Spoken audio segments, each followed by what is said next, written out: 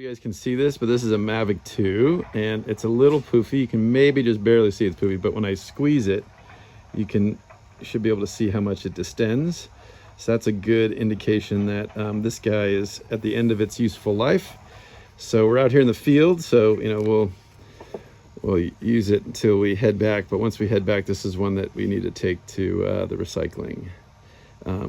So it's still, when they get super puffy, even more than this, they won't actually fit inside the drone. They won't click in. There's just too much.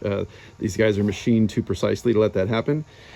This battery on the Mavic 2 slides in. Our other batteries oftentimes slide in, lengthwise, and those are more likely to have a problem with a swollen, more likely to not let you insert it, like the Phantoms. But anyway, yeah. So good example. When I push on this, I shouldn't be able to see any movement. So yeah, swollen battery.